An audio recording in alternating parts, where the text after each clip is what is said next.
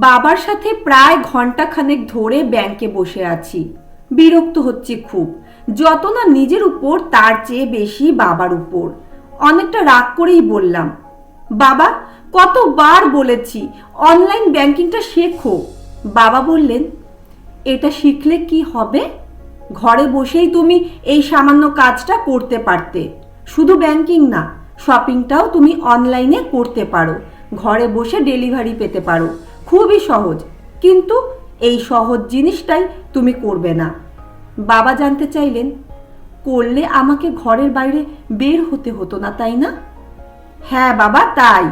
এখানে এসে ঘন্টাখানেক অনর্থক বসে থাকতে হতো না। এরপর বাবা যা বললেন তাতে আমি নির্বাক হয়ে গেলাম।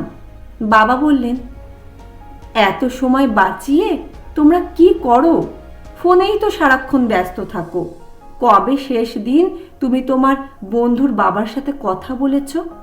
10 হাত দূরে প্রতিবেশী, বৃদ্ধ কাকার খবর নিয়েছ? অথচ আপনজনের সাথে দেখা করতে আমরা 10 মাইল পথ হেঁটেছি। সময় বাঁচানোর চিন্তা করিনি। মানুষ যদি মানুষের পাশেই না যায়, তবে এত সময় বাঁচিয়ে কি হবে বলো? বাবার কথা পাশ থেকে মানুষেরা শুনছেন। আমি চুপচাপ বসে আছি। বাবা বললেন, ব্যাংকে প্রবেশের পর থেকে 4 জন বন্ধুর সাথে কুশল বিনিময় করেছি। তুমি জানো আমি ঘরে একা, তাই ঘর থেকে বের হয়ে আসাটাই আমার আনন্দ। এইসব মানুষের সহচর্যটাই আমার সঙ্গ। আমার তো এখন সময়ের কমতি নেই, মানুষের সহচর্যেরই কমতি আছে। ডিভাইস, হোম ডেলিভারি এনে দেবে অনেক কিছু, কিন্তু মানুষের সহচর্য তো আমায় এনে দেবে না। মনে পড়ে 2 বছর আগে আমি অসুস্থ হয়ে পড়েছিলাম। যে দোকান থেকে আমি দৈনন্দিন কেনাকাটা করি, তিনিই আমাকে দেখতে গিয়েছিলেন। আমার পাশে বসে থেকে মাথায় হাত রেখেছিলেন। আমার চোখ অশ্রুসিক্ত হয়েছিল। তোমার ডিভাইস বড় জোর একটা যান্ত্রিক ইমেইল পাঠাবে, কিন্তু আমার পাশে বসে থেকে চোখের জল তো মুছে দেবে না, বরং মনের কষ্ট আরও বাড়বে, তাই না? চোখের জল মুছে দেওয়ার মতো কোনো ডিভাইস কি তৈরি হয়েছে? সকালে হাঁটতে গিয়ে তোমার মা পড়ে গিয়েছিলেন। কে তাকে ঘরে পৌঁছে দিয়েছিল? অনলাইন মানুষের অ্যাকাউন্ট চেনে, সে তো মানুষ চেনে না। মানুষের ঠিকানা চেনে, কিন্তু রাস্তায় পড়ে থাকা মানুষের ঘর তো চেনে না। এই যে মানুষ আমার শয্যা পাশে ছিল, তোমার মাকে ঘরে পৌঁছে দিল, কারণ দৈনন্দিন নানা প্রয়োজনে একজন আরেকজনকে চিনেছি। সব কিছু অনলাইন হয়ে গেলে মানুষের স্পর্শ বা হিউম্যান টাচটা কোথায় পাবে বলো তো? আর পায় না বলেই পাশের ঘরে মানুষ মরে গিয়ে লাশ হয়ে থাকে। দুর্গন্ধ না আসা পর্যন্ত কেউ কারো খবরও আর রাখে না। বড় বড় অ্যাপার্টমেন্টগুলো আমাদের অ্যাপার্টি করে দিয়েছে। পুরো পাড়ায় একটা টেলিভিশনে কোনো অনুষ্ঠান একসাথে দেখে সবার আনন্দ আমরা একসাথে জড়ো করতাম। এখন আমরা রুমে রুমে নানা ডিভাইস জড়ো করেছি, আনন্দ আর জড়ো করতে পারি না।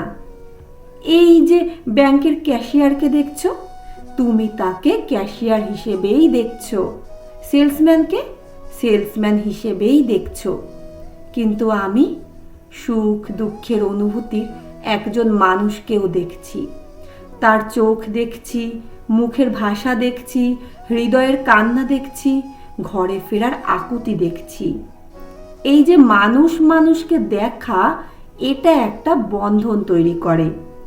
অনলাইন শুধু সার্ভিস দিতে পারে, এই বন্ধন দিতে পারে না। পণ্য দিতে পারে, পুণ্য দিতে পারে না। এই যে মানুষের সাথে হাসি মুখে কথা বলা, কুশলাদি জিজ্ঞেস করা, এখানে শুধু পণ্যের সম্পর্ক নেই, পুণ্যের সম্পর্কও আছে। বাবা, তাহলে টেকনোলজি কি খারাপ? আমি জানতে চাই। বাবা বললেন, টেকনোলজি খারাপ না, অনেক কিছু সহজ করেছে নিঃসন্দেহে সত্য। ভিডিও কলের মাধ্যমে লাখো লাখো ছেলেমেয়েরা পড়ছে, শিখছে, এটা তো টেকনোলজিরই উপহার। তবে টেকনোলজির নেশাটাই খারাপ। স্ক্রিন অ্যাডিকশান ড্রাগ অ্যাডিকশানের চেয়ে কোনো অংশে কম না। দেখতে হবে ডিভাইস যেন আমাদের মানবিক সত্তার মৃত্যু না ঘটায়, আমরা যেন টেকনোলজির দাসে পরিণত না হই। মানুষ ডিভাইস ব্যবহার করবে, মানুষের সাথে সম্পর্ক তৈরি করবে, কিন্তু ভয়ঙ্কর সত্য হলো এখন আমরা মানুষকে ব্যবহার করি আর ডিভাইসের সাথে সম্পর্ক তৈরি করি। মানুষ ঘুম থেকে উঠে আপন সন্তানের মুখ দেখার আগে মোবাইল স্ক্রিন দেখে। সায়েন্টিফিক রিসার্চ ইনস্টিটিউট এটাকে ভয়ঙ্কর মানসিক অসুখ বলে ঘোষণা করেছে। কিছুদিন আগে আশা ভোসলে একটি ছবি পোস্ট করে ক্যাপশন লিখেছিলেন, আমার চারপাশে মানুষ বসে আছে কিন্তু কথা বলার মানুষ নেই, কারণ সবার হাতে ডিভাইস। বাবা দীর্ঘশ্বাস ফেলে বললেন, জানি না ভুল বলছি কি না, তবে আমার মনে হয় তোমরা পণ্যের লোগো যত চেনো স্বজনের চেহারাও তত চেনো না। তাই যত পারো মানুষের সাথে সম্পর্ক তৈরি করো, ডিভাইসের সাথে না। টেকনোলজি জীবন নয়। Spend time with people, not with device. এই সময় বাবাকে কাকু বলে একজন ডাক দিলেন। বাবা কাউন্টারের দিকে হেঁটে যাচ্ছেন। এই প্রথম আমি বুঝতে পারলাম বাবা কেবল ক্যাশিয়ারের দিকে যাচ্ছেন না, একজন মানুষ আরেকজন মানুষের কাছেই যাচ্ছেন। বাবাকে আমি অনলাইন শেখাতে চেয়েছিলাম, বাবা আমাকে লাইফলাইন শিখিয়ে দিলেন।